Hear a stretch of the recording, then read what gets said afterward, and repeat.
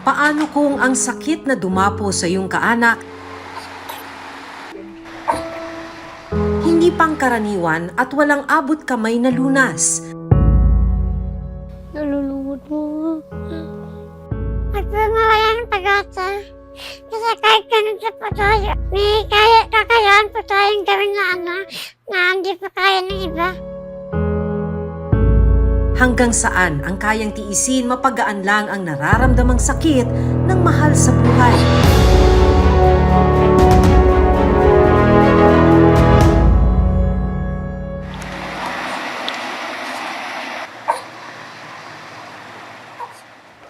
Bibisitahin natin ngayong hapon dito sa Antipolo City, isang bata, 3 years old na may very rare disease. Ang tinatamaan nito ay 1 out of every 10,000 individuals. Magandang hapon po!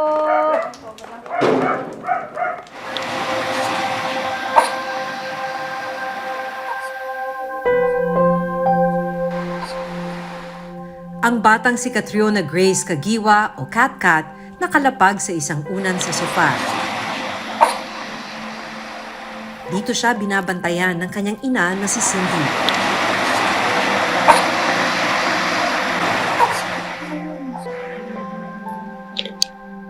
Ang nakapalibot sa kanya, mga gamot at isang oxygen tank.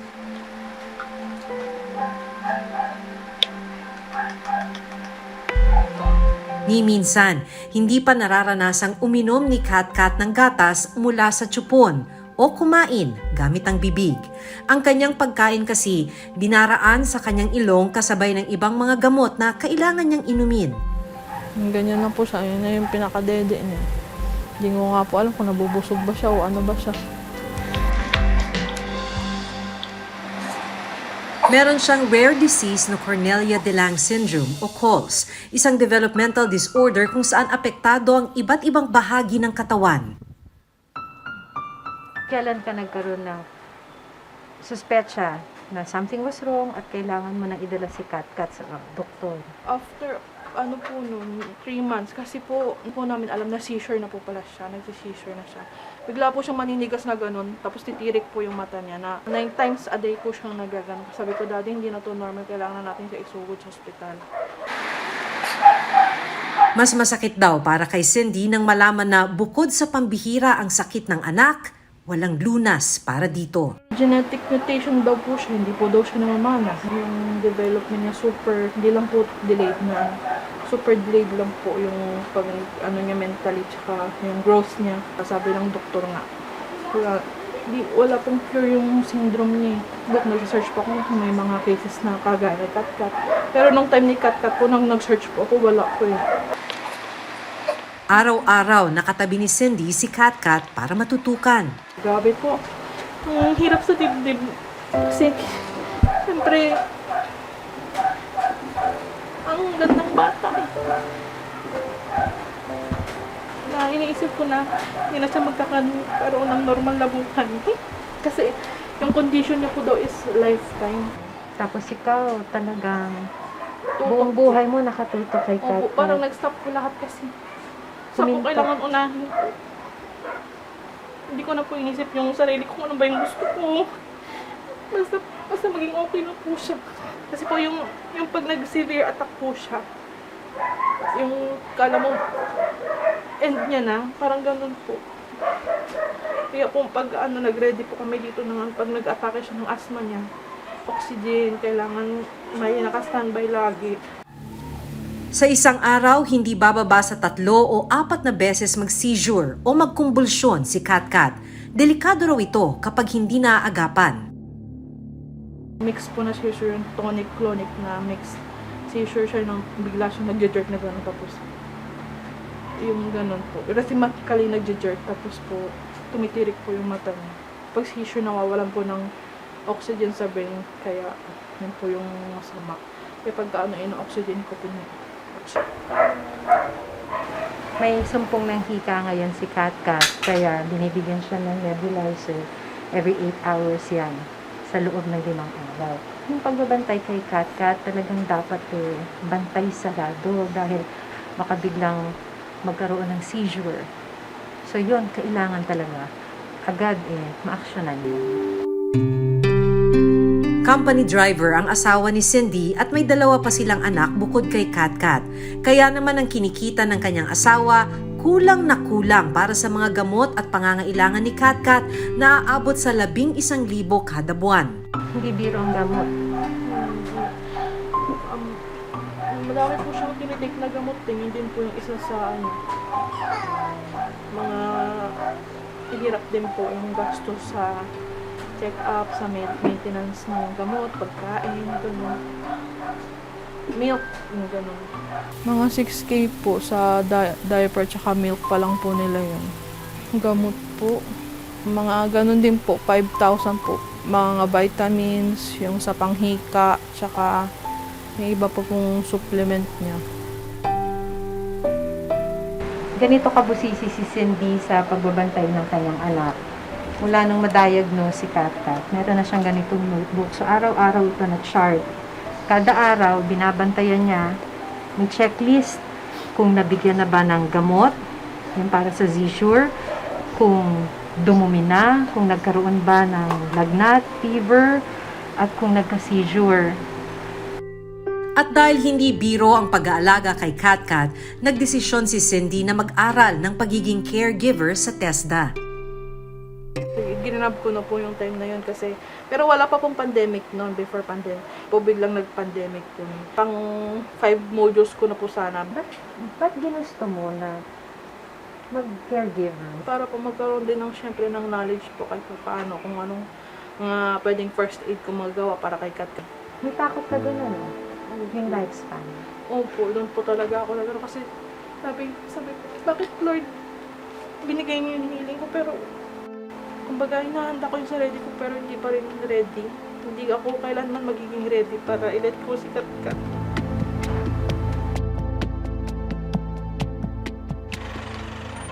Para matulungan si Katkat, inilapit siya sa lokal na pamahalaan ng Antipolo. May 2 tests kasi na hindi pa nagagawa kay Katkat.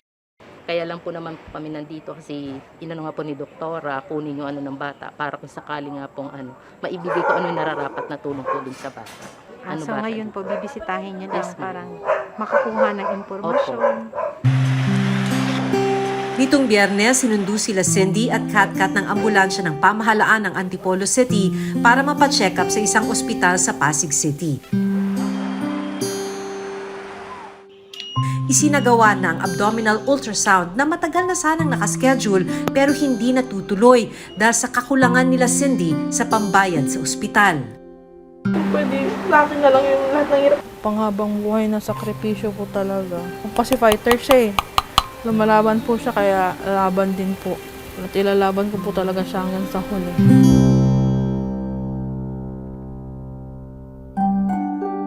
Ang 24 na taong gulang na si Colleen, 14 na taon nang nilalabanan ng isang rare disease. Pero kailanman, hindi raw ito naging dahilan para panghinaan siya ng loob at mawalan ng pag-asa. 12 years old si Colleen nang ma-diagnose na may scleroderma. Isa itong sakit kung saan kumakapal at naninigas ang balat ng pasyente. It was pretty normal. But the only time na nag-trigger siya is na-dengue ako 4 times.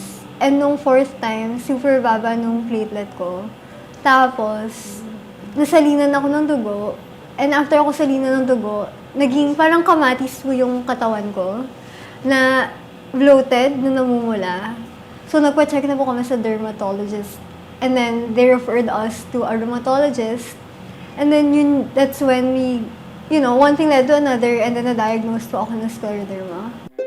Dahil bata pa, nahirapan daw si Colleen na tanggapin ang kanyang sitwasyon noon. Natakot ako ng sobra. To the point na ilang years akong in denial na may sakit ako. Nahihirapan din ako kasi syempre, in-emphasize sa akin na scleroderma is a rare disorder.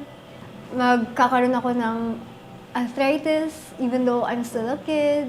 So I was initially in denial and very scared.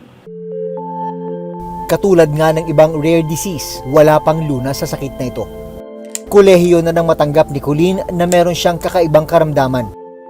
College ko lang siya na-process and natanggap. And that's when I started building a lifestyle na to combat scleroderma. So around college, I started doing a lot of yoga. Kasi with scleroderma, hindi pwede yung high impact. Like, kunwari, volleyball. Bawal po sa akin yung volleyball kasi scleroderma is skin tightening. Tamaan. Opo. So, kapag na-trauma, physical trauma yung skin ko, nagsusugat siya. So, mas titigas, mas kakapal yung balat ko, literally. Pero nang dumating ang pandemya, unti-unti raw nang hina si Colleen. When pandemic came, na nagulo yung routine ko, the lifestyle that I built. And then, my health took a turn for the worse. I was so at my lowest. Sobrang iyak ako ng iyak. Kasi first time ko maging bedridden. First time ko maramdaman na sobrang amplified ng chronic pain ko. Na to the point na walking is painful. As in, ang sakit niya talaga. Paano ka uli naka-recover? I'm still in the process of recovering. Yung diet ko before, kung pwede ba ako mag-fast food burger, ngayon hindi na pwede kasi sobrang lala ng inflammation ng katawan ko as proven by my lab test. Bukod sa tamang pagkain at ehersisyo, may mga iniinom ding gamot si Colleen para makatulong sa kanyang katawan. Right now, medication ko is, I have immunosuppressants. So, daily ko po siya iniinom. And since mataas yung inflammation ko, I drink prednisone. Itong mga treatment na to, mahal ito. Yung prednisone is relatively cheap. Okay. Thank God. Yung maintenance meds ko, siguro around 7,000 isang box and that's for 1 month and a half. Malaki-laki din yun. Yes po. Swerte na lang ako na I came from a middle-class family. Pero aware naman ako na for other people who are not as fortunate, parang 50,000 na yun sa kanila. Thanks for asking this question. At kung dati nakararamdam siya ng takot dahil sa kanyang sakit, ngayon, isa siya sa mga nagbibigay ng pag-asa sa isang social media platform. I went viral. I could have just easily not done anything. Pero kasi, di ba nga, going back to when I was diagnosed ng 12, I was so lonely and scared. So ngayon, I'm trying to build a community that I wish I had when I got diagnosed. And syempre, iba na rin when it comes from someone who has the disorder itself. And last tip is have a good support system. Build it, nourish it. Find the good people, keep them. Sa mga struggles na ganyan, ang laking bagay ng mental, ano? Yes Mental po. side, no? Yes po. Paano mo sinasike up yung sarili mo?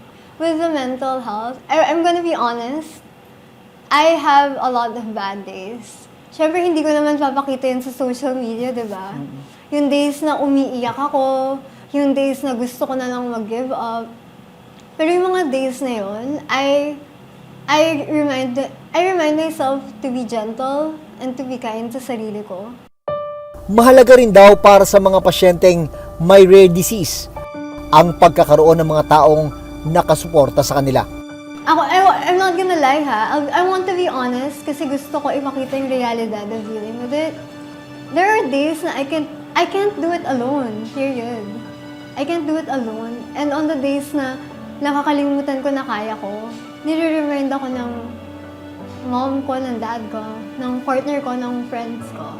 So, ayun talaga, very crucial ang support system sa healing. Pero syempre, apart from the external, internal, kailangan mo rin tibayan yung loob mo. Kailangan mong piliin kasi healing is a choice. Maituturing na rare disease ang isang sakit kung isa sa kada 20,000 na tao ang tinatamaan nito. Ayon sa Department of Health, nasa 887 cases ng rare diseases ang nakarehistro sa kanilang ahensya.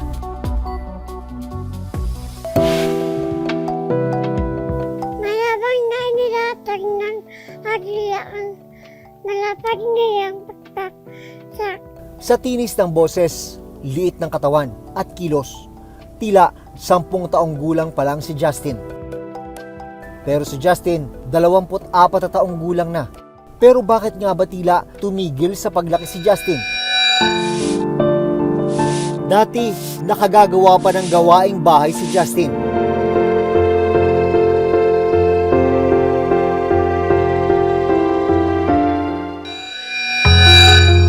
Makalipas ang 5 taon, hirap nang makalakad at makakilos si Justin. Taong 2018, Isang aksidente ang nagpalala sa kondisyon ni Justin. Nahulog sa hagdan ng kanilang bahay si Justin kaya hirap siyang maglakad ngayon. Sa munting salang ito, umiikot ang kanyang isang buong araw. Ang walker na ito ang nagsisilbing gabay ni Justin para kahit papano ay makapunta sa ibang parte ng kanilang bahay. Nung nakakapalakad pa po ako, pupunta po ako sa likod bahay. Kakaanin lang po. Yung ginagawa ko po dito, madalas po naglalaro ng TV po. Ang saya pa lambingan po sa mga pusa po. Paano nga ba nagsimula ang hindi pangkaraniwang sakit na ito ni Justin? Mula pa ng 3 months po siya kasi nakita ko na hindi siya lumalaki. At saka naiba siya sa ibang bata po. Maliit ang ilong, bibig, tinga, mata, ganun. Kaya nag-decide po kami nga dinala sa ospital para matingnan siya ng espesyalista. Tapos sabi ng doktor na espesyalista, ano daw, ng hydrocephalus, ganun. Sinabihan daw sila ng doktor na ipasuri si Justin para makasiguro kung ano talaga ang sakit niya. Hindi namin kaya, sabi ko, hindi namin kaya dahil wala kang pera. CT scan, x-ray, kaya umuwi na lang kami. 10 taong gulang na si Justin nang malaman nila ang tunay niyang sakit. Na-diagnose siyang may Hallermann-Streiff syndrome at Kawasaki disease.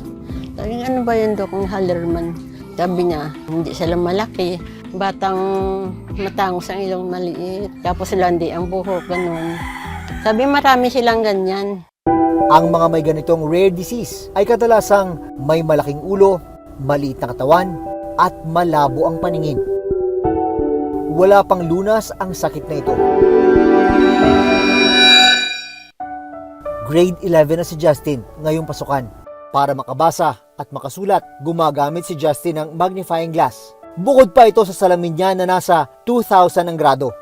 Naging hamon din sa kanya ang online class dahil sa pandemya. Nahirapan po ako medyo po. Hirap ang mga gawain po. Kaya ngayong magsisimula na ang face-to-face classes, sabik na siyang pumasok sa eskwela.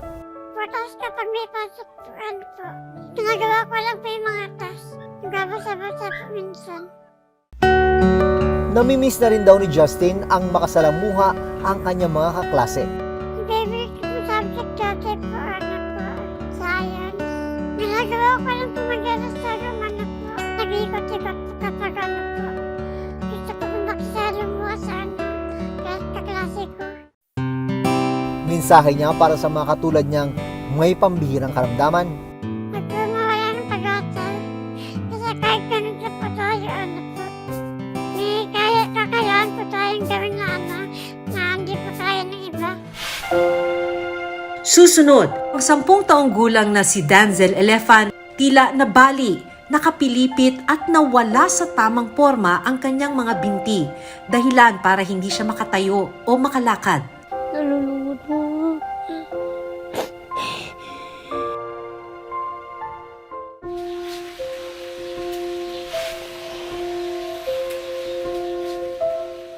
Tanghaling tapat, ilang bata ang naglalaro sa lansangan sa bayang ito sa Iloilo City. Pero ang 10 taong gulang na si Danzel Elefan ni minsan hindi ito naranasan. Tila nabali, nakapilipit at nawala sa tamang porma ang kanyang mga binti, dahilan para hindi siya makatayo o makalakad. Okay lang po kasi hindi naman ako makakaalis dito. Ano nga ba ang dahilan ng sakit ni Danzel?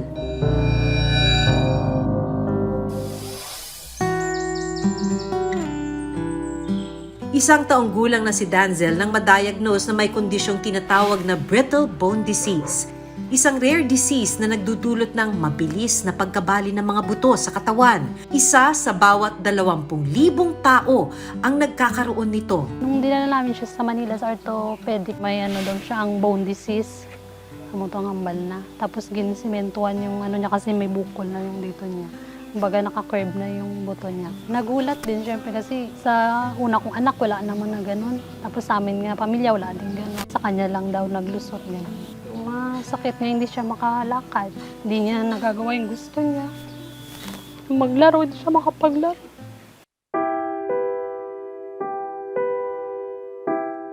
Simula noon, sa isang kawayang papag na lang naglalagi si Danzel. Ang ginabutangan naman, sir, kay galabot, bala siya sa lalom. Tiba si bala mahulog. For safety niya man na. Si Flor de Liza ang nag-aalaga kay Danzel at dalawa nitong kapatid. Pero mas tutok daw siya kay Danzel dahil anumang oras, pwede itong mahulog at mabalian ng buto. Yung nakakabahan, syempre. Nervyos, tapos malungkot. Hindi mo maano yung anak mo nga, ganyan yung nararanasan niya. Pagkatapos pakainin, bibit-bitin ni Flor de Liza ang anak para paliguan.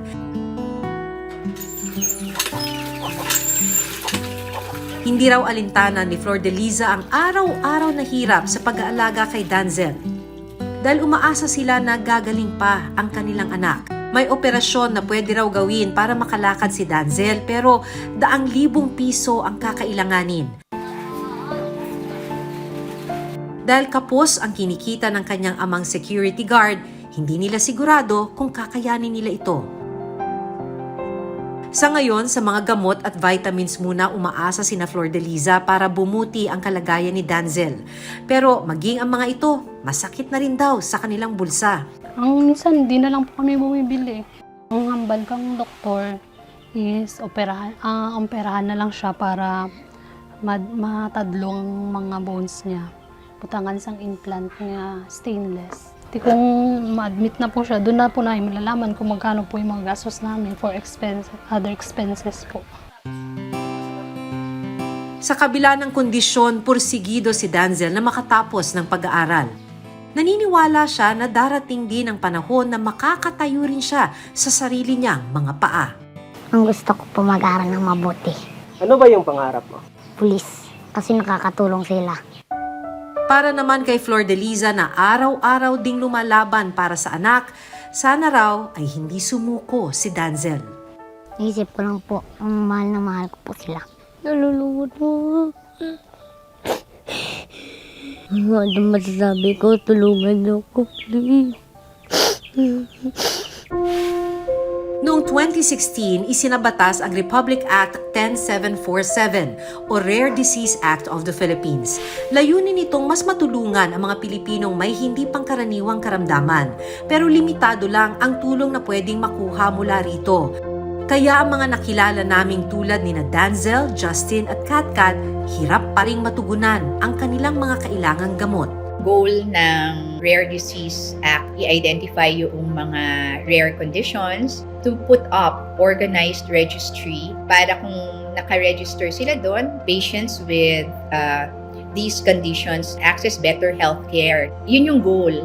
Kahit rare condition siya, oo, hindi marami sa ating populasyon, dapat mabigyan din sila ng tamang medical care. Noong March of this year, Department of Health already released yung Integrated Rare Disease Management Plan that these patients be given the same benefits as those persons with disability.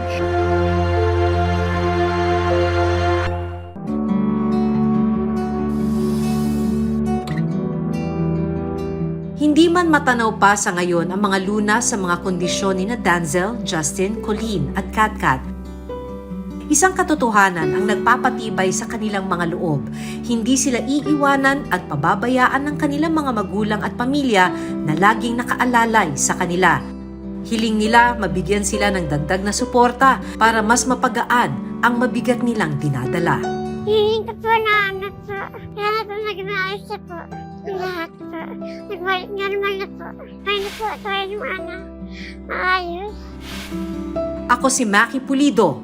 Ako si Jun Veneracion at ito nakatala sa aming Reporter's Notebook.